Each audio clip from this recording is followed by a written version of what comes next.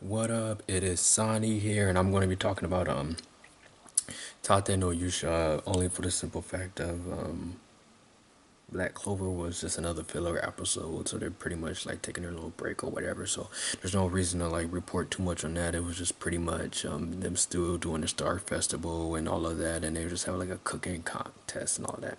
So, anyways, Tate no Yusha came out today, and I was very surprised about it because now for me pretty much got accused of pretty much having the demi-human, aka slave, or what's her name? It's like reptilia, something like that. Pretty much accusing him of pretty much enslaving her, even though it's legal to have slaves in that country or whatnot, or what state, whatever you want to freaking call it. But he pretty much had to fight the spear hero because of the girl who apparently the girl that framed him first is the king's daughter.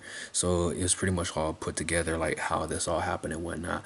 So he pretty much was fighting a spear hero and he actually beat the spear hero, but then the king's daughter pretty much like cheated and hit Naofumi with some light magic or whatnot, and then Naofumi was like, you cheated, but nobody else was able to see it.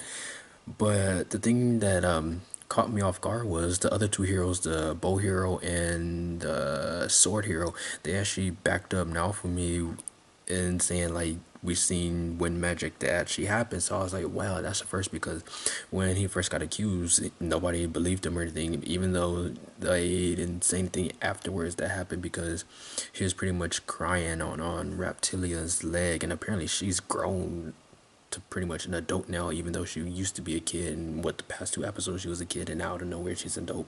I was like, man, that's some fast freaking growing. Apparently, that's one of the side effects of being a demi-human.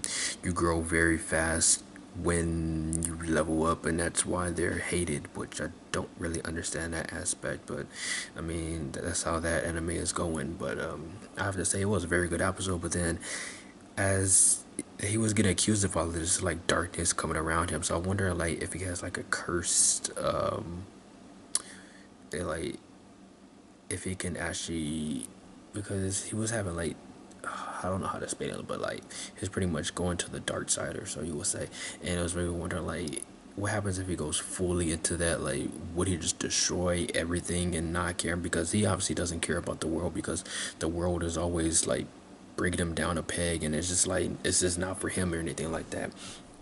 So I can't wait for next week's episode, because obviously now I'm gonna see how they're gonna act towards the shield hero, because they know that he was falsely accused. Well, they falsely accused of that. So I wonder if they're ever gonna bring up the other thing, because apparently the Pope or Prime Minister or whatever also seen that, so they know that the king pretty much framed him in the first place. So I don't know how that's gonna roll out, but it's gonna be nice to see how it rolled out, because now it's like getting more deep into the story. I mean, they already finished one wave, and I don't know how many waves they gotta go through before they can actually go back to their time in Japan, or whatever Japan they're in.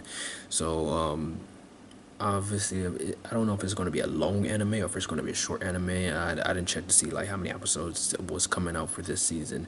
So if anything, it might be a 12 or maybe a 24. I mean, I don't really see it being anything higher than that, unless the manga or light novel, I don't know what it is very very far, but I don't know about that. Yeah, I mean, because we've seen some animes that have like very far light novels and mangas, but they only be like 12 episodes or 24 episodes, just because they didn't make enough money as to pretty much do the adaptations for the rest of it. So they pretty much put it as like a to be continued, or sometimes they're just like the end. You'd be like, well, what about the rest of it? Because obviously if you read the manga for certain animes, you'd be like, well, I know there's more, so why you saying the end or to be continued if you're not ever gonna to be continued it?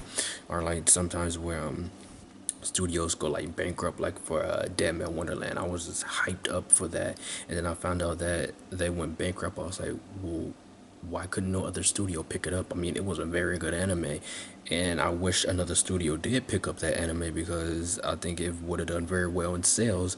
It's just that the studio that picked it up had very very poor management of money, and that's why they ended up bankrupt. And they pretty much, I guess I'm assuming all the work that they did was lost, which doesn't make sense. It seemed like they should have sold all their work before they went bankrupt, or have somebody buy it, or even sell it for super cheap, and then some company just has it on like their back burner. So when they decide to actually pursue it again, they can just go full steam ahead. But don't know about that, since Dead by Wonderland is like long ago by now. So yeah, but that's pretty much all I really wanted to talk about. There really wasn't like too much to talk about, since it was only pretty much a Shield Hero that only had something good to talk about. There was other animes that I've been watching, like the Psycho Mob 100, I believe, and surprisingly enough, that's a very good anime, and I didn't think it would be, but I mean, it surprised me. There's a couple other hidden gems that I've seen also, but yeah,